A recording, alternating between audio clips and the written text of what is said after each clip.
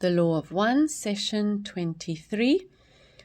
This one is about the third major cycle, Egypt and the pyramids. The questioner.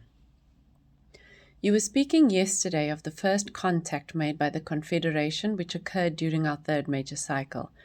You stated that you appeared in the skies over Egypt at the same time approximately that aid was first given to Atlantis. Can you tell me why you went to Egypt and your, shall we say, orientation of attitude and thinking when you first went to Egypt? Ra, during the time you mentioned, some people chose to worship the hawk-headed sun god known as Horus. This worship involved various names, but always focused on the sun disk.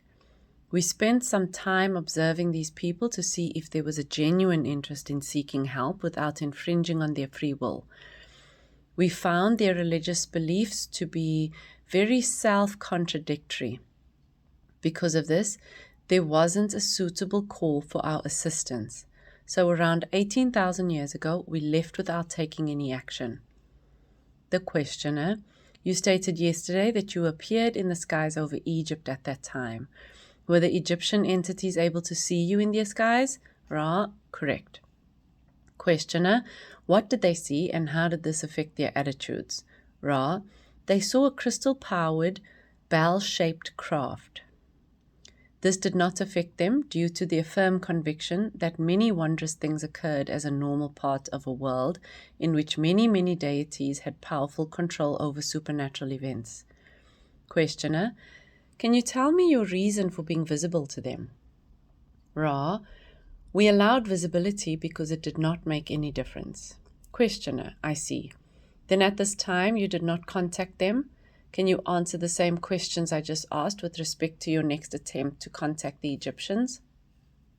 Ra, our next attempt to assist was more extended. We decided there was enough interest to try living among your people as brothers. We proposed this to the Council of Saturn, offering to appear as physical beings similar to our natural forms without going through the usual process of incarnation. Our aim was to teach the Law of One, as there was growing interest in the sun, which aligns with our energies. However, we found that for every word we spoke, our mere presence created many confusing impressions among those we wanted to help. So after a short time, we withdrew to better understand how to serve effectively. We learned from the Atlanteans about healing potentials using pyramid shapes. Adjusting these concepts for the local culture in Egypt, we again sought the council's approval to use pyramids for healing and teaching the Law of One. They agreed. About 8,500 years ago, we returned in thought form to your planet, contemplating the best way to construct these structures.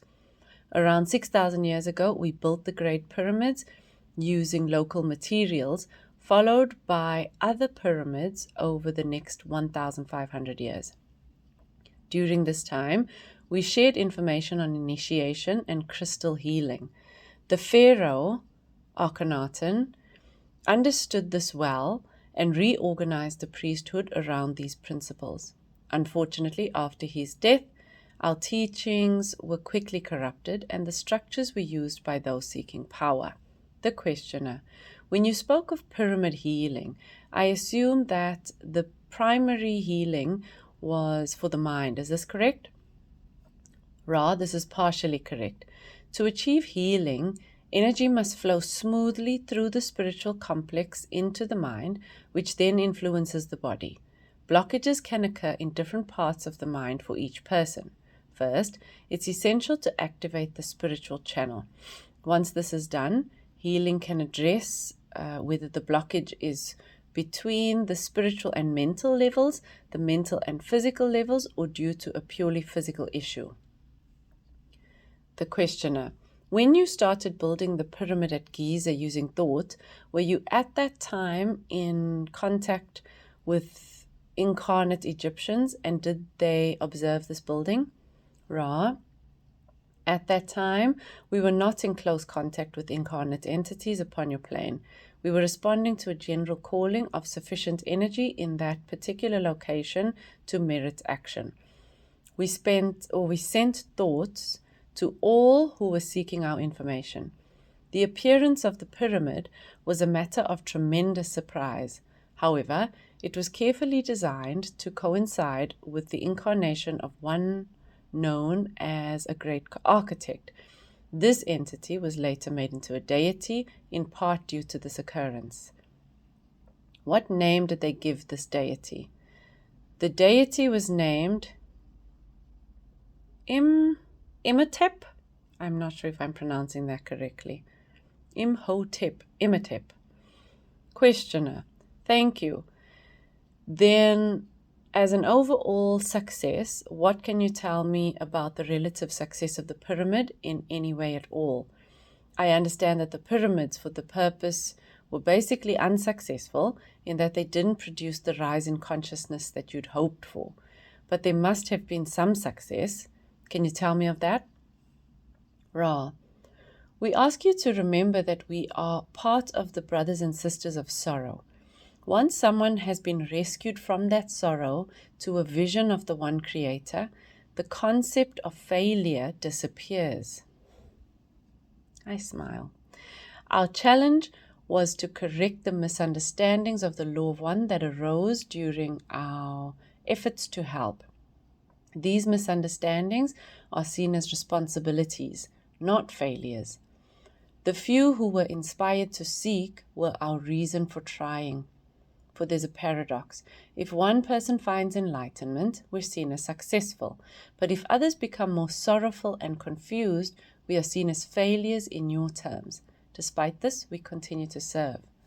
This makes me feel a little sad. It also brings to mind the responsibility of sharing this work in any capacity, really, but especially when working with one-on-one clients or in group sessions as a coach or as a healer even. I tried to make a comment a few times on this point and just keep deleting them because it's really a tricky thing to navigate, is that so many people can be served and helped, but when one opens Pandora's box that then they struggle to bring balance to, a teacher or a system or a program can be seen as negative, bad, or harmful. But the good that it is doing is not recognized in that moment. I'm going to leave it there because it's a little bit tricky to talk about in this limited and confined container or this confined space. But yeah, I'm going to move on. The questioner. You probably can't answer this question, but I will ask it now since we are in the area that I think this occurred in. I feel this somewhat of a duty of mine to ask this question because Henry Puharich will be visiting me later this month. Was this entity involved in any of these times of which you have just spoken? Ra, you are correct in assuming that we cannot discuss the entity Henry. If you consider Henry's attitude towards what you call proof, you will understand our predicament. Questioner. I had assumed before I asked the question that would be the answer. I only asked it for his benefit because he would have wished for me to. Can you tell me what happened to Akhenaten after his physical death? Ra, this entity underwent healing and a review of its life experiences, as is typical for third density beings. Although this entity had been somewhat influenced by distortions of power, its strong devotion to the law of one helped mitigate these distortions. As a result, the entity decided to enter a series of incarnations without any tendencies towards power. Questioner, thank you. Actually, the thoughts I was having about that is, I was doing breath work, and one of my fears during one of the sessions was the fear of power, which I'd never been aware of before that moment, which was just a couple of weeks ago. And I was really surprised. I was like, okay, I know about this fear and that fear, but the fear of power. It just makes me curious of where that fear could have come from. If maybe there was an exploitation of power in a previous life, or, for example, like in Ra's case, doing something good and it having a negative impact that you did not intend. And so maybe a cautiousness around how you share and what you share and who you feel is ready to receive the information and the experiences that are shared. Yeah. Fear of power. Questioner, thank you. Can you tell me what the average lifespan was at the time of Akhenaten for the Egyptians? Ra, the average lifespan of these people was approximately 35 to 50 years. There was much disease of a physical complex nature. Questioner, can you tell me of the reasons for the disease? I think I already know, but I think it might be good for the book to state this at this time. Ra, this is, as we have mentioned before, not particularly informative with regard to the law of one. However, the land you know of as Egypt at the time was highly barbarous in its living conditions, barbarous, as you would call them. The river Nile was allowed to flood and to recede, thus providing the fertile grounds for the breeding of diseases which may be carried by insects. Also, the preparation of foodstuffs allowed diseases to form. Also, there was difficulty in many cases with sources of water, and water which was taken caused disease due to the organisms therein. The questioner.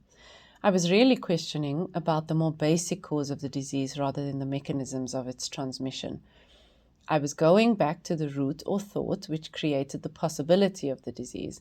Could you shortly tell me if I'm correct in assuming that the general reduction of thought over the long time on planet Earth with respect to an understanding of the law of one created a condition in which this, what we call disease, could develop? Is that correct? Ra, this is correct and perceptive. You, as questioner, begin now to penetrate the outer teachings. The root cause in this particular society was not so much an aggressive action, although there were tendencies, but rather the formative of a money system and a very active trading and development of those tendencies towards greed and power. Thus, the enslaving of entities by other entities and the misapprehension of the creator within each entity. Questioner, thank you. Now I understand, if I am correct, that a South American contact was also made. Can you tell me about the contact and its ramifications and the plan for the contact and why the people were contacted in South America? This is the final question of this session.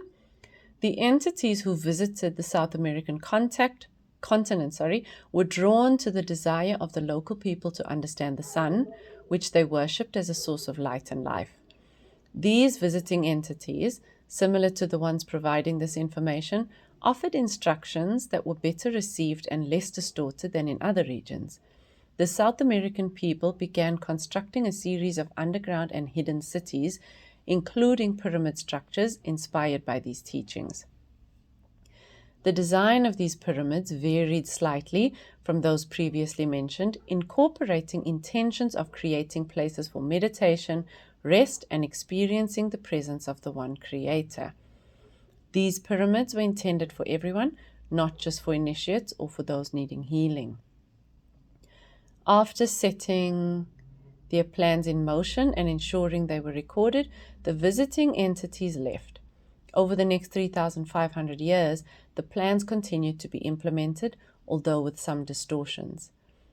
The entity that helped the South American people returned to the Council of Saturn to request permission for a second visit to correct these distortions.